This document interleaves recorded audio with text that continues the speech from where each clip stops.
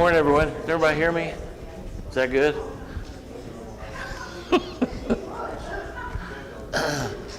Can everybody hear this? Do I need to pull it up? Good morning, everyone. Okay. Can everybody hear that?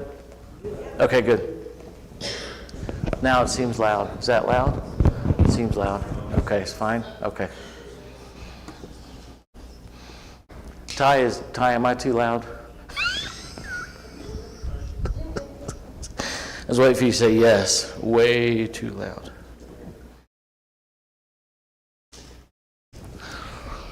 All right, it's good to see everybody.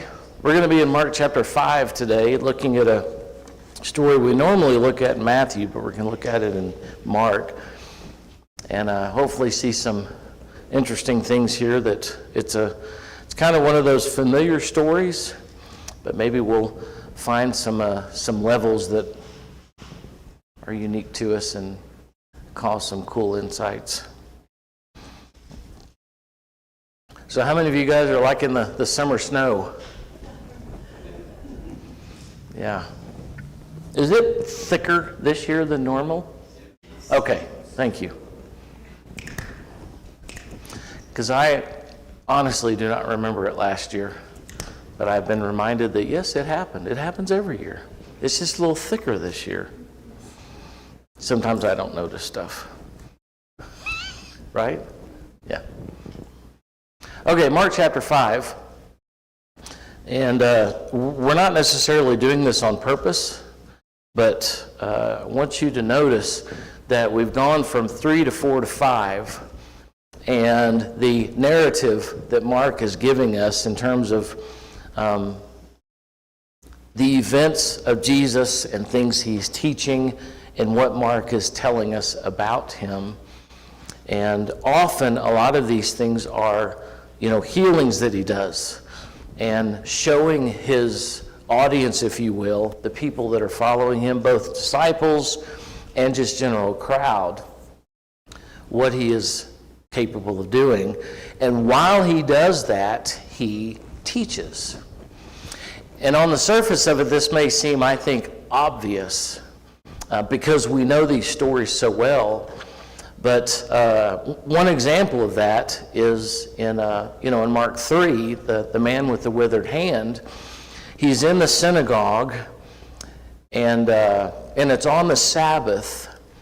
And quite honestly, this just occurred to me, so I want to offer it to you as something I find very interesting, that even while he's doing miracles, he's in the Sabbath on the synagogue. He's in the synagogue on the Sabbath. And there's this man with the withered hand, and he knows that there are people there waiting eagerly to accuse him of doing something.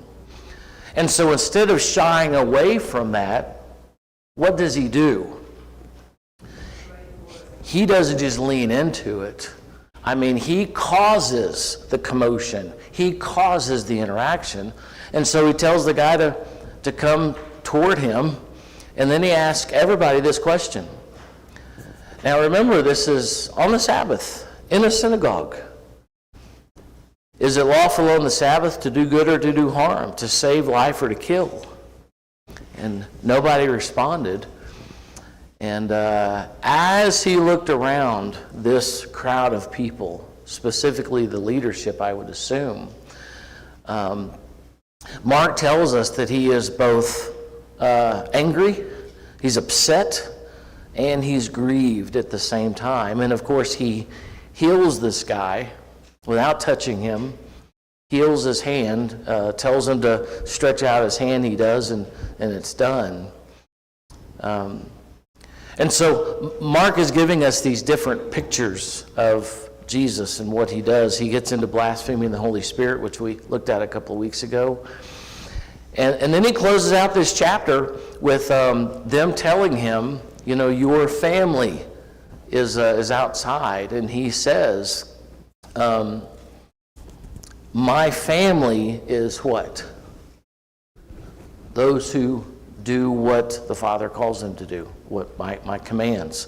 That's what my family is. So I bring all that up because Jesus isn't necessarily one who sits back, but, with the withered hand, he presses into this conflict, into this challenging moment. He doesn't wait for them to step up. He steps into it. And then whenever they talk about family, which is very big for the Jews, my family, my people, are those who do what I call them to do. And then in Mark chapter 4, all of Mark 4 is him saying, this is what the kingdom looks like. My kingdom is going to look like this. And so it's not just a castle, but it's not a physical building. It's not people. My kingdom, and we in fact spent 2 Sundays on this, my kingdom is really your heart. Or your mind. They didn't have a word for heart. Is your mind, your intellect, how you think. That's the kingdom. And so he gives them these parables, essentially parables of the ground, of a farmer putting seed into the ground. And he tells them that's how you process the seed, how you process the gospel, is what the kingdom's gonna look like, and how you go out and share it with people. And then this chapter ends with him, chapter 3 began with a physical miracle of a guy with a withered hand in the synagogue on the Sabbath. Chapter 4 ends with him showing authority or control, if you will, over the physical nature, as he calms the storm. It says at the end of this, they were filled with great fear and said to one another, who is this, that even the winds and the sea obey him? And so then as we shift into chapter 5, and I don't know, I hope this is interesting to you as it is to me, because chapter 3, it's a physical healing. Chapter 4, you have a healing or authority over nature. And then in between, he talks about the intellect, how God is calling us intellectually to respond to him, to respond to his message. And then in chapter 5, we're going to find Jesus having authority over the demonic world, where things we can't see. How do you know a person is, in this setting, dominated by a demon? How would you know that? At least from what we're given here. The way they act. How they are in terms of their physical activity. And I say that because in terms of what we get here, because all we have is what we have here. Yeah. Yes, they're not themselves. And, go ahead. Yes. Yeah. And Matthew tells us this guy ran around naked for quite some time. That's not normal. Well, it's not normal in this culture. It may be normal in other situations. Okay, so verse 1, Mark 5, verse 1. They came to the other side of the sea, to the country of the Gerasenes. And when Jesus stepped out of the boat, immediately there met him out of the tombs a man with an unclean spirit. Now, I've read some stuff on this, and I don't have a great answer for you, but it's interesting that in some cases they are called demons. In other cases like this, it's an unclean spirit as opposed to a demon. And so this man with an unclean spirit lived among the tombs. No one could bind him anymore, not even with a chain. For he had often been bound with shackles and chains, but he wrenched the chains apart and he broke the shackles in pieces. No one had the strength to subdue him, and so night and day among the tombs and on the mountains, he was always crying and cutting himself with stones. So it's kind of interesting, this parenthetical statement. I mean, it's not actually parenthetical in your Bibles, but it's as if Mark says he's giving us this narrative that after, and it's not chronologically after, but chapter 4 opens up, they then come to the other side of the sea, the country of the Gerasenes. And there's about 3 different words for this, for whatever that's worth to you. And as Jesus steps out of the boat, this man from the tombs with an unclean spirit approaches Jesus. But verse 3, there's this little parenthetical statement from verse 3, 4, and 5. And I don't know why I find that interesting, but it's almost like Mark is telling us this story, and then they get to the other side of the sea, and they're at the Gerasenes, and there's this guy that comes out, and he's got an unclean spirit. Oh, by the way, so, and then he kind of very calmly, emotionlessly tells us about this guy. What he was like, what his situation was. It's almost like Mark really gets into it. He says, so let me tell you about the guy. He lived among the tombs. No one could bind him, not even with a chain. When they did bind him with shackles and chains, he broke them apart. And he broke them, in fact, into pieces. No one had the strength to subdue him. Night and day among the... Have you ever tried to visualize what this situation was like? I mean, actually think about it. Visualize what this was like for the people, for the townspeople, for this whole area. That you've got a guy that's crying, screaming out night and day. He's in the tombs, he's in the mountains, crying and cutting himself with stones. I know oftentimes, at least in many of the classes I've been in, where our goal kind of is to get to, the healing. And he's got his clothes on and he's in his right mind. But Mark doesn't tell us how long this went on. It could have been 6 months, could have been a year. Could you imagine living in this area? And it's 3 o'clock in the morning. And you hear this guy. He's out there screaming. He's in the tombs. He's in the mountains. He's screaming. He's yelling. And nobody can bind him. Nobody can stop him. And so where do you stop going? You don't go to the tombs. You don't go maybe you don't go to the tombs anyway. Definitely go to the mountains. And you're hearing this screaming.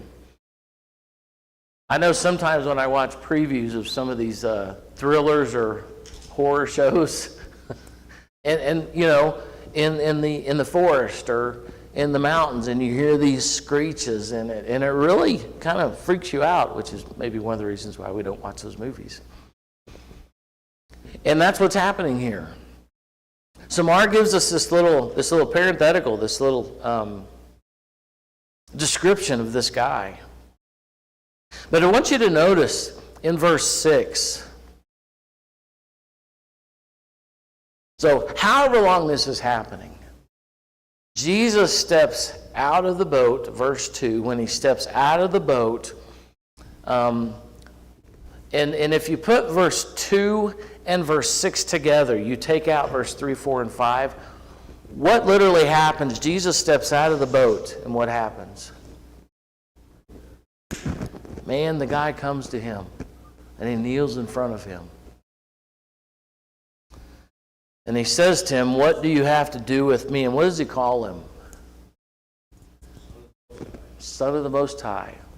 Jesus, Son of the Most High. Do you guys remember what the word Jesus means? It's Jesus in Greek and Joshua in Hebrew. And it just, not just, it means God saves, essentially.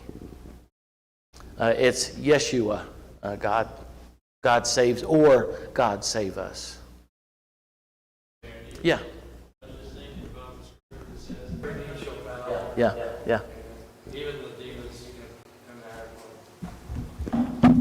That's right. Any atheist or agnostic or whatever, all of us are going to one day be on our knees and confess Jesus is this way. Yeah. That's a really cool point, Les, because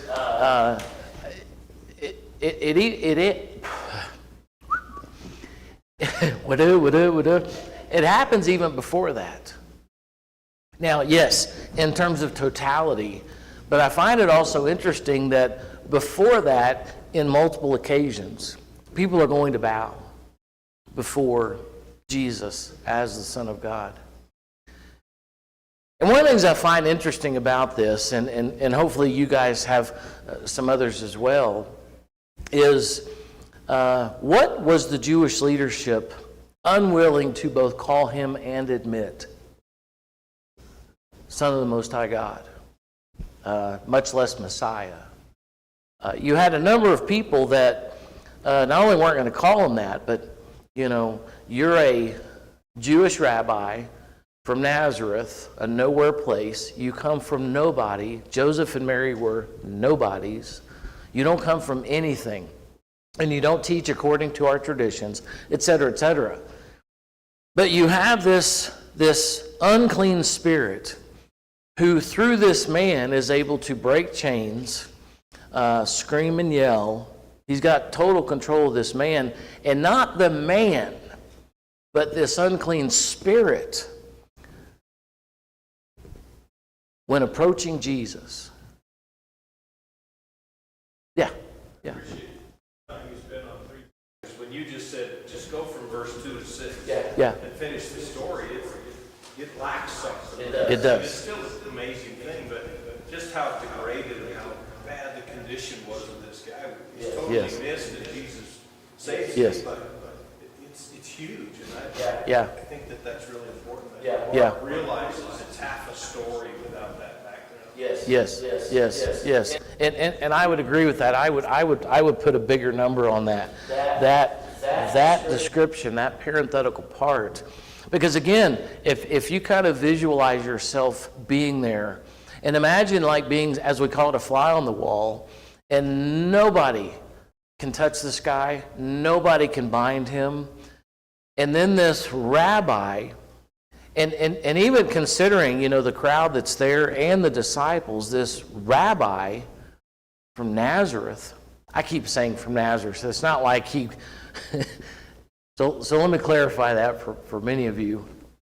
It's not like he went directly from Nazareth to being a rabbi. I'm just saying they were really big on history, and he comes from Nazareth. Okay. Steps out of this boat in this unclean spirit. And I know I keep saying this over and over again, but what does this unclean spirit do in the presence of this rabbi? He bows down. And in fact, he doesn't just keep hanging around and let Jesus and the disciples do their thing. He literally comes out. He approaches Jesus. He creates the contact. He bows down to him, and he immediately labels him. He immediately describes him.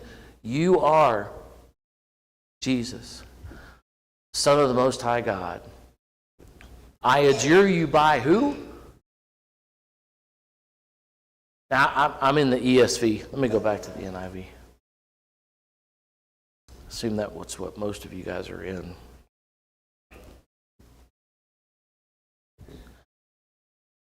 Okay. What do you want with me, Jesus, Son of the Most High God? And then what does he say? Okay. What does he say before that? I adjure you. The NIV says, by God's name. So this unclean spirit that nobody could tame. I mean, it's not even like they could keep him in a home for 5 minutes before he blows. He's in the mountains, in the tombs. Nobody could contain this guy. And yet he gets in the presence of Jesus. And not only is he in the presence of Jesus, he calls him out.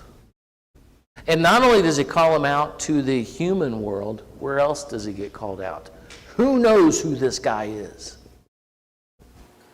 The demon world, the unclean spirits, the Hadean realm, the netherworld, whatever you want to call it, however they thought about it.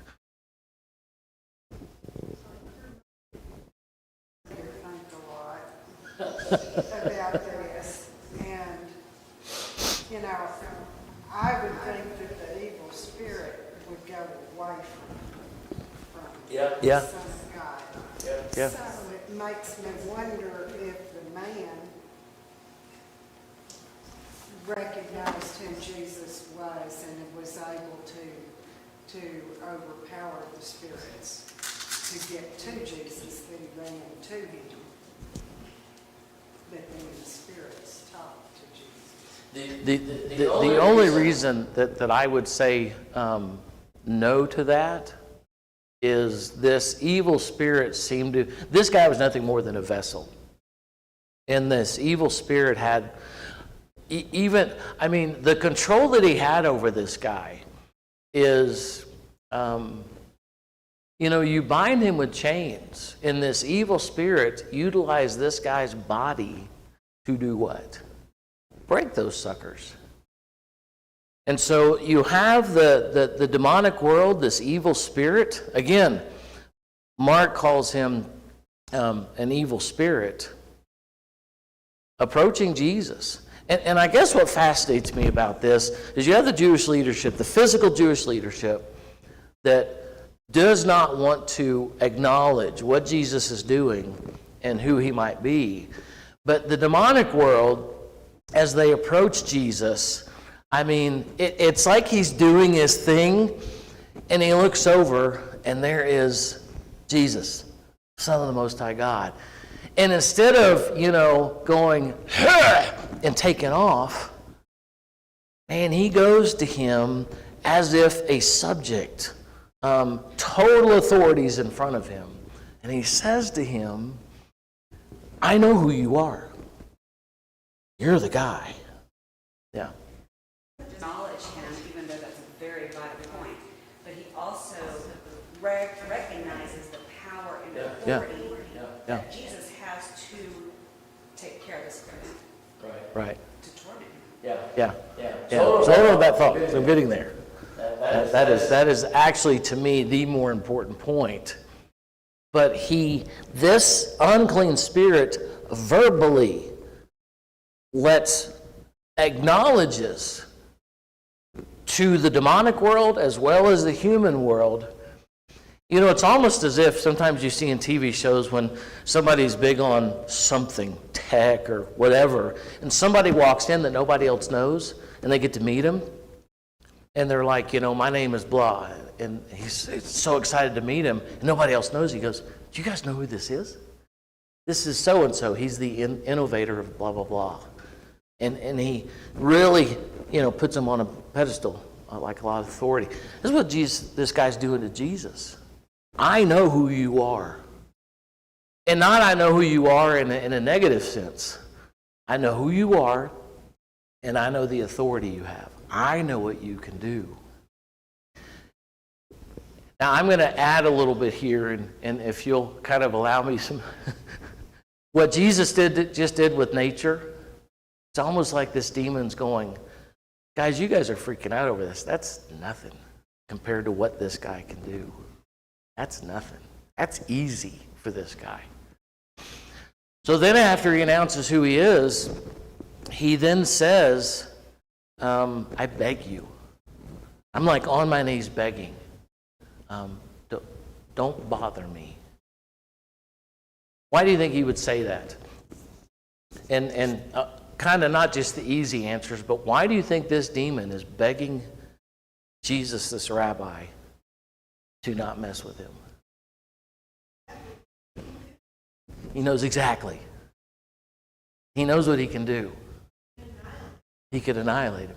He has total control over this whole situation. It's like, please be nice. Please be nice to me. Yeah. He argues that it's the voice of the evil spirit when he begs him to not torture him. He's been living a pretty good life. If you're an evil spirit, living in the tombs, running around, screaming, using his body, he doesn't want that to change. And so he begs Jesus to just, why don't you just get back in your nice little boat and leave? Whereas the man, obviously, would, if it was him, he'd probably say, please, Jesus, if you can do something, help me. No, that's a really great point, because in fact, Mark doesn't tell us how long this has been happening. Again, it could have been a month, it could have been a year, it could have been longer. And so I was looking for it while you were talking, because what does he ask him not to do? Don't torture us. And I looked up the word because I was curious, what would torture be in this setting? And it's the same idea as like a testing. And I looked up other places where the same word is. It's in Matthew, though, Matthew 14, I think, whenever they get on the boat and Peter walks across the water, when it says that essentially the water was hard against the boat. It's the same word as torturing or testing or buffeting or causing an issue with. And there's some other places where the same word is there. So in terms of torture, the idea there is a testing or a buffeting. You know those times in life where you feel like life is squeezing you?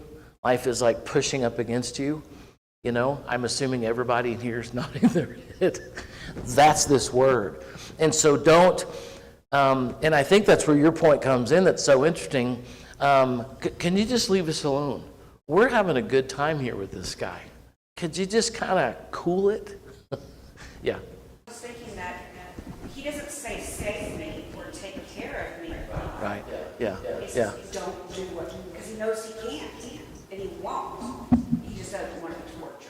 Yeah. And even to that point, who does Jesus talk to here? Who is the whole conversation with? Who does he not have interaction with? The dude. So that's why I think, Brenda, to your point, I think this is an entire conversation. And this is probably point number 3 that to me is so interesting. This entire conversation is between Jesus and who? A demon. Now let that set for just a second. Jesus gets out of a boat, and there's this entire conversation. They have this dialogue between Jesus and this unclean spirit, this demon, that nobody could wrestle or calm or interact with until Jesus steps foot in this area. So Jesus, now maybe for you, you're like, Andy, we got it, we heard you. Our Savior is having a conversation with an evil spirit of the demonic world. And who's in control?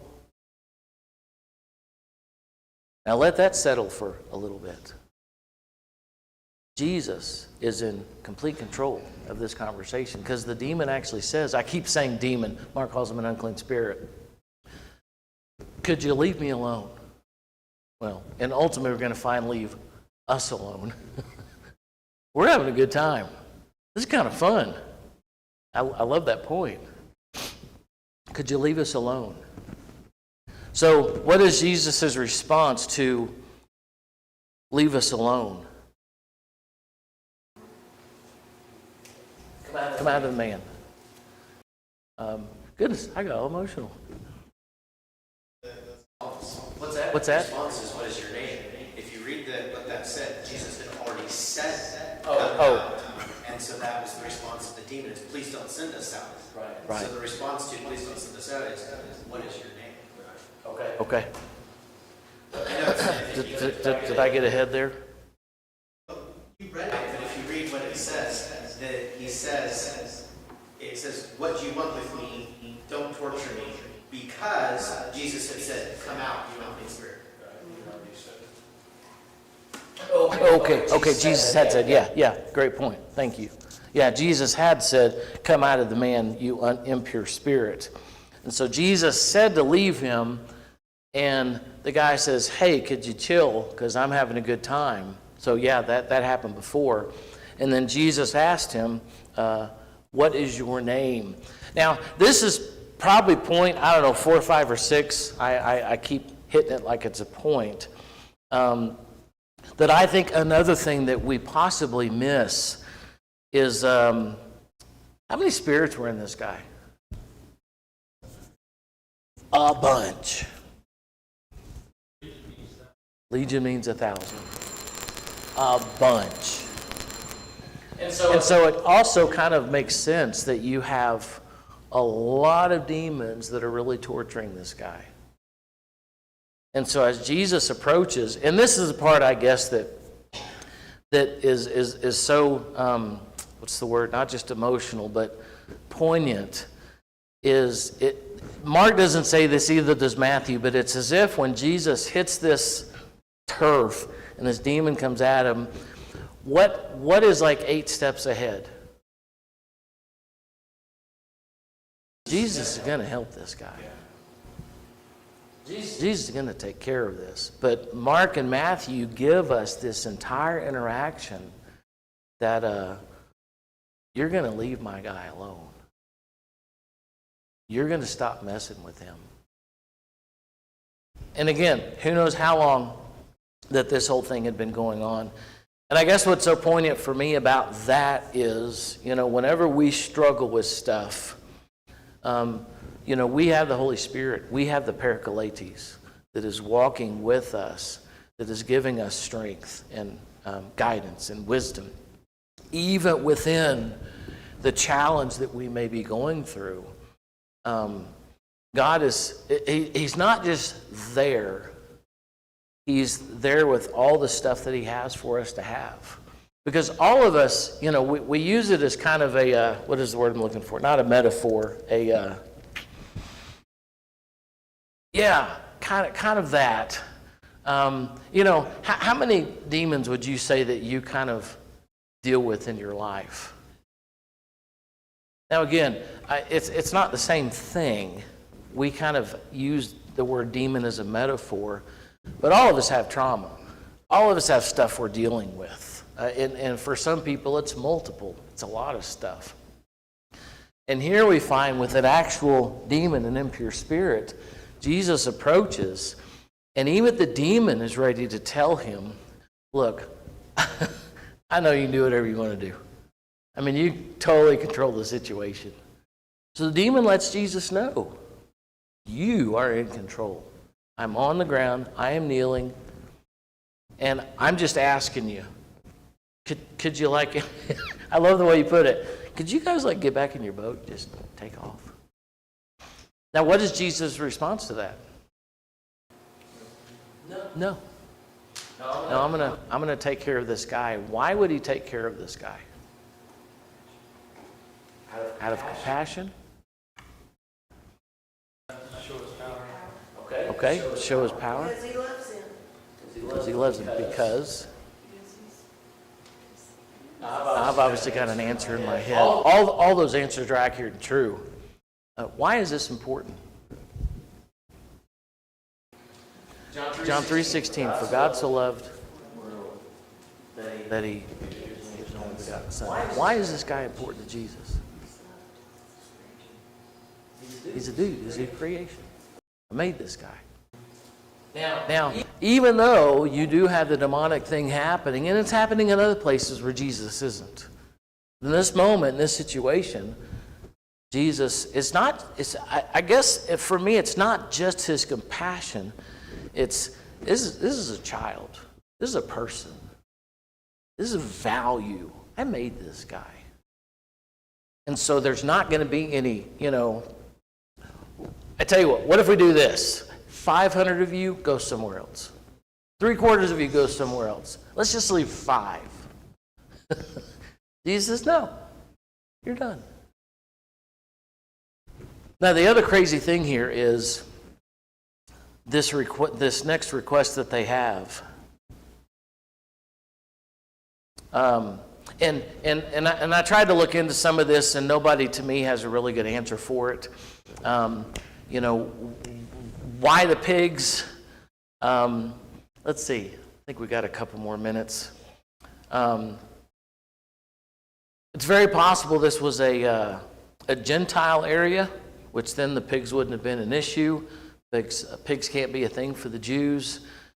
Mark 5:13, how many pigs are there? Matthew doesn't mention this, but Mark does. There's 2,000 pigs. And so the result of Jesus being there The result of Jesus' presence, and it's I guess for this reason it's one of my favorite stories because of the metaphor, the ideas that are used here. The result of Jesus being there after the legion went into the pigs, when they came back to Jesus, apparently the crowd, when they came back to Jesus, what was the circumstances, the condition of this man? He was sitting and dressed and in his right mind as a result of Jesus. So Jesus takes the time for this entire conversation to get this man to where he was dressed, because before he hadn't been dressed, nobody could put clothes on him, and he was sitting as opposed to running around and screaming and yelling. And he was in his right mind as opposed to being full of an unclean spirit, a demon, being controlled by this demon. And so the people then began to plead with Jesus to leave their country. And one of the cool things I find, which this is kind of a low-hanging fruit, but the guy wanted to go with Jesus. The people that had just lost their income wanted him to leave. And so oftentimes in our lives, and again, this is kind of low-hanging fruit in terms of application, but oftentimes whenever we're doing stuff that we just know is not accurate, whether it's an attitude, action, whatever, and we're not necessarily calling on Jesus because we really don't want him around. We're kind of enjoying the demon, if you will. But other times, whenever we do call him, is because we're hurting, or we're lost, or we're challenged, or whatever the case may be, and I need the Holy Spirit, and I need Jesus, because I need to be calm, I need to be in my right place, I need to be sitting, I need to be clothed, all those kind of things. So the times whenever we're not calling on Jesus, we might want to consider, what are we doing? Where are we? What is our mindset? What are we struggling with? Et cetera, et cetera. Sometimes, absolutely, absolutely, yes. And so, great way to end today is: did Jesus, in his actions, state that this man was worthy? So think about that, process that. Did Jesus tell this man without saying the words, "You are worthy of my time, of my authority, and of my power"? And it was a massive yes. What had the man done? Nothing. What had the man said? Nothing. Why is he worthy? All souls are precious. And that was a couple of minutes ago. That's a why. When Jesus approaches this man, he's done nothing. He said nothing. He has offered nothing to Jesus. Why is he worthy? Because he's a soul of God. So to your question, which I think is one of the more important things to come out of this, what about your soul? Are you worthy? But I haven't done, and I did do, and this is my life and my decisions. And see, God doesn't look at any of that stuff. Hallelujah. Why are you worthy? Because you're a precious soul. That's the end. What's number two? Doesn't need to be a number two. That's it. That's why I love this story. Jesus gives the great value of this man in all the interactions that he does. All right, well, thank you for your comments. Reminder, not this next Sunday, but the 22nd, we won't be here. Nobody will be here. We will be at Mel Erickson Park at 10:30 for Sunnyside. Yeah. Sunnyside Park, Mel Erickson Park, right next to Ermac. So we will be there on the 22nd. We will be